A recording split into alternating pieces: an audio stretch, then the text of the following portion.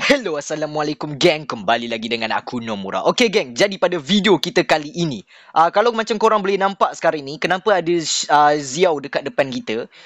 Sebenarnya Nomura nak tanya dekat, tak kisahlah Uwais ke, siapa-siapa yang main Genshin lah Nomura nak tanya dekat korang sebenarnya Nomura nak improve Nomura punya Xiao lagi. Sebenarnya bukan nak improve.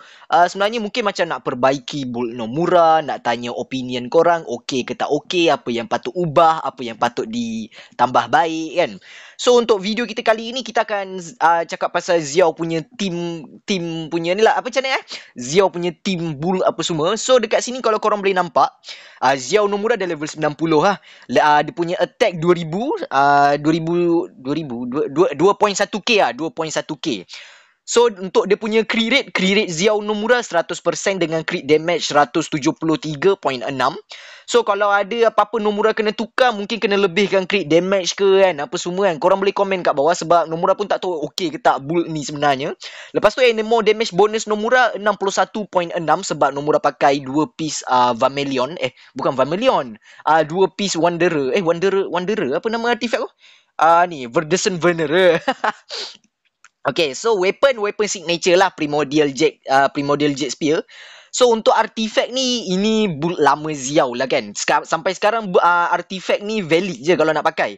Cuma sekarang ada artifact yang sesuai juga untuk Xiao, iaitu apa? Artifact ni kan, Vermilion ni yang warna purple ni. Cuma Nomura tak ada 4 piece dia lah kan. Sebab tu Nomura pakai yang sebab tu Nomura pakai yang Wanderer Stroke kepala otak ni, bukan. Sebab tu Nomura pakai Verdescent Venerer dengan Gladiator punya 2 piece.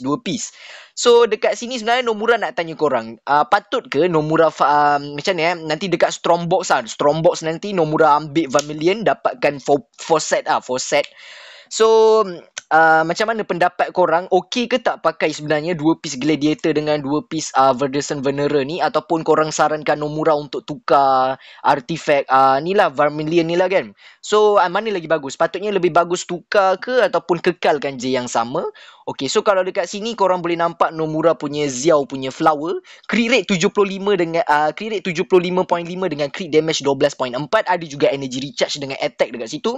Untuk dia punya feather, crit rate 18.3 dengan crit damage 7.8, attack percent ada. Lepas tu dia punya sense attack percent, crit damage 21 dengan EM 44, energy recharge 11. Rasanya dia punya sense ni Nomura masih boleh cari yang bagus, betul tak? Mungkin boleh dapatkan crit damage dia tinggi sikit ke, ataupun ada crit rate. Crit rate dah, masalahnya crit rate kita dah 100% kan. So mungkin crit damage ke tak tahulah. Mungkin korang boleh komen sikit kat bawah apa rasa sense tu memang boleh improve lagi kan. Betul-betul. Sense ni memang boleh improve lagi.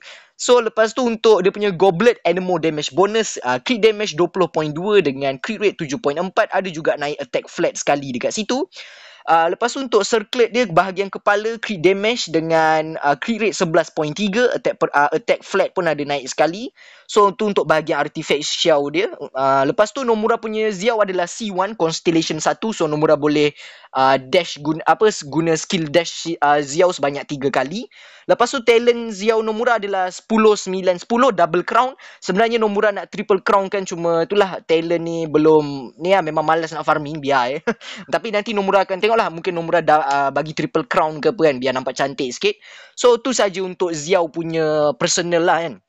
Lepas tu untuk tim Xiao Tim Xiao yang Nomura gunakan adalah tim biasa je. Ada Bennett, ada Zhongli, ada Jin. So korang rasa tim yang Nomura guna untuk Xiao ni okey ke tak? Ataupun sebenarnya ada tim yang lebih better untuk Xiao kalau macam korang nak sarankan, berdasarkan Nomura punya karakter-karakter yang Nomura ada ni. Kedekat sini kalau korang nak tahu karakter Nomura bull ke tak, yang ada bintang ni semua dah bull, okey?